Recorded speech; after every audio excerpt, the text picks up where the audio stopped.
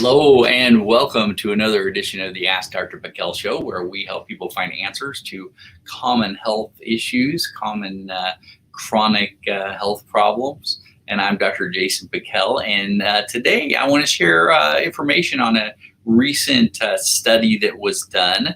And that's the thing is, there are so many studies done on a regular basis. It's just kind of finding some interesting ones, and there are so many studies out there that nobody ever reads. It's very interesting. So, and you never hear a word about some of these this interesting information. So I like to bring it up to you so you guys can get some good stuff every once in a while. So we're going to talk a little bit about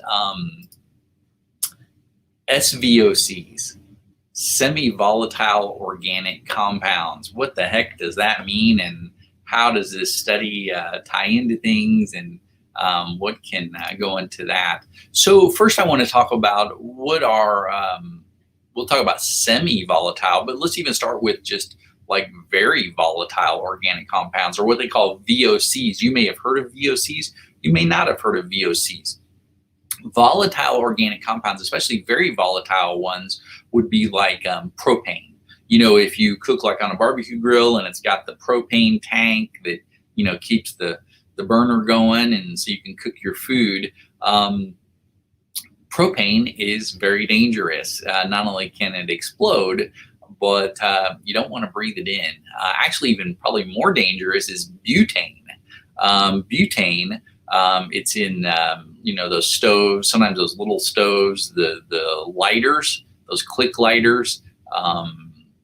It's in fridges and freezers, and it's a very harmful volatile organic compound to inhale, so never inhale that stuff. There's some other ones like methyl chloride and things like that, and so those are very volatile. There's also just what are called volatile organic compounds, and some of you've heard of the chemical formaldehyde, and we think formaldehyde, that's what they put in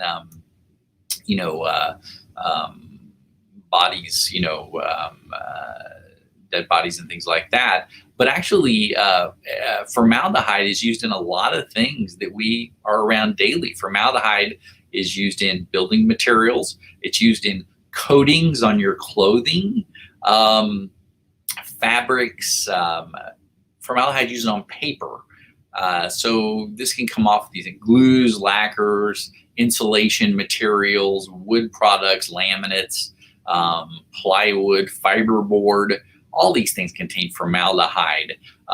There's another one called vinyl chloride, and that can come off of your water pipes, if they're plastic. And it's known to be carcinogenic. And it can be in a lot of other things too. Carbon tetrachloride, that's usually in a lot of dry cleaning agents. If you get your clothes dry cleaned, that stuff's pretty scary. Toluene, usually this is one of the reasons you don't want to breathe in gasoline, like when you're pumping gas in your car. But also, this can be found in paints and things like that. And acetone, a lot of people have heard of acetone. It's a chemical solvent.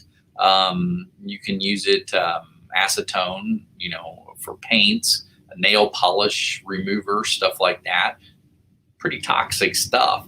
When somebody opens a nail polish remover and you can smell that, not good. Hexanol is another one, and that's used in perfumes for fragrances. That's scary. And carbon disulfide. Now, again, we won't get into a lot of these, but these SVOCs, semi-volatile, it doesn't mean they're any less dangerous.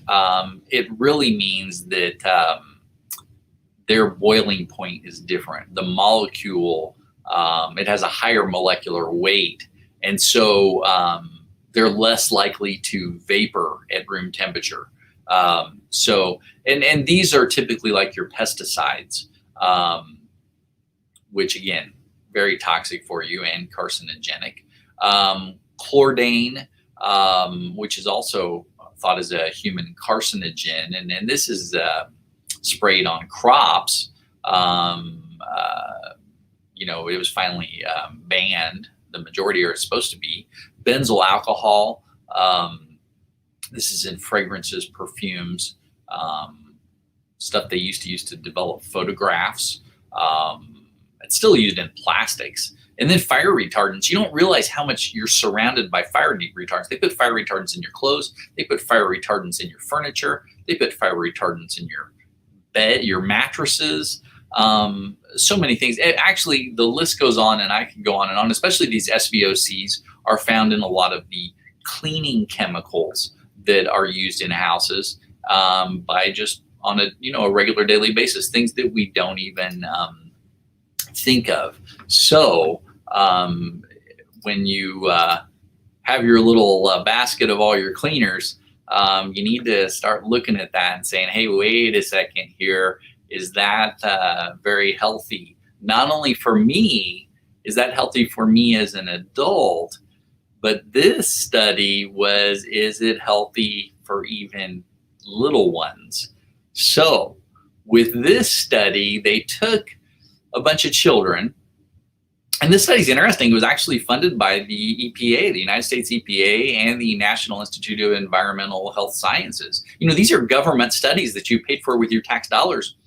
And unless you read research journals, you would never know that you paid for this, or that funding was given to something like this. So they took a bunch of kids. They took close to 70 kids in their houses, and those kids were about 3 to 6 months years of age, and they started doing some measurements because at this point they're doing a lot of research now. What is called the microbiome, and the microbiome is the world in your gut, this world of bacteria and funguses and different things that live in your gut. It's like a big tropical, paradise in there, or sometimes it's a tropical nightmare. All right. But again, this whole world that's in your gut, and you can measure things, bacteria levels, fungal levels, parasites, things like that. And they're saying, how is all this affected by chemicals, especially in a growing child with growing gut microbiome? Because we know that the microbiome in a growing child is extremely important. And this is why a lot of studies are coming out that's showing, hey, how harmful antibiotics are on this gut microbiome, and what kind of effect does that have later on as kids grow. So again, looking at this and measuring things, and so they took even these regular household chemicals. They're showing that these regular household chemicals can destroy your beneficial gut bacteria. And they're saying basically the youngest may be the most vulnerable. So this team of researchers, they were correlating these levels of bacteria and fungus in the gastrointestinal tract of these children.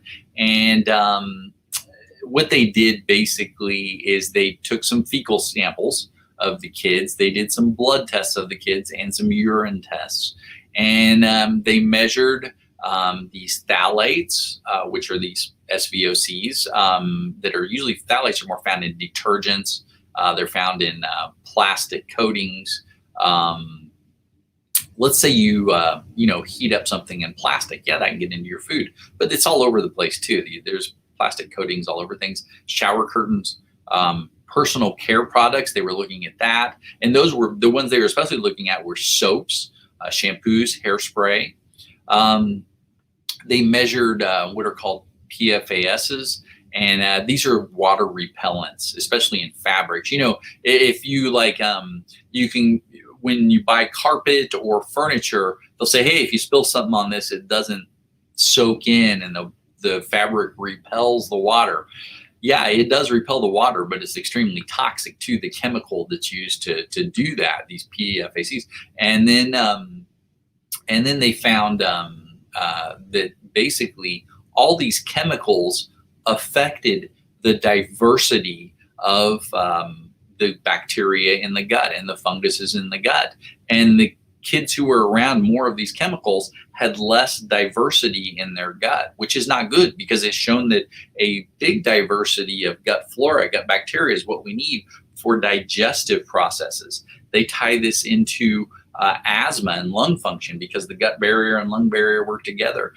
This can be tied into the gut-brain connection there, because the gut flora influence our brain in a major way and our emotions. So there's so many correlations that can be developed from these chemicals affecting your gut bacteria, these bacterial organisms in the gut. And we're seeing that this research really expanding in the recent years as it relates to these gut bacteria and these microbes, and how many different processes they really affect throughout our body. It's like we're kind of controlled to a degree by these bacteria in our gut. And so as we gain more understanding of how our environment interacts with our gut flora, I think this can bring on more of a thought of, hey, what about things that influence or help our gut to become healthier? Not only our diet, but certain supplements such as probiotics. Now, again, not all probiotics are alike, and some people need probiotics more than others. And sometimes some probiotics can actually create problems, and sometimes too much probiotics can create problems too. So, it's not like, hey, dive in and take a bunch of probiotics. I think you need to find out from your doctor, or that's what we do with our patients, is find out, kind of what do you need? What's the best thing for you based on some test findings. So I think, these authors are really showing the impacts of this, but we've got to kind of bring that down to how can we use this to get your health better. And number one, these things that are in your environment on a daily basis, finding things that are safer. You can look, there's resources online to help you find safer alternatives to some of these cleaners, some of these chemicals that are just being used on a daily basis with, and especially during this environment of coronavirus and everything that's going on, people are using tons of solvents and cleaners and sprays to try to prevent infectious agents from living in their environment. And at the same time, this can create a lot of damage to people and their health. So, all right, I want to give a shout out to Molly and Shelly and Sandy and everybody who's watching. I really appreciate it, and spread this information and share this information. A lot of people do not realize how things affect their health, that there's options. Share this on Facebook or YouTube, or tweet it. This all can be very helpful to so many people who do not realize that there's more information out there than what's being shown on TV every day. Okay, I hope everybody has a wonderful day, and God bless.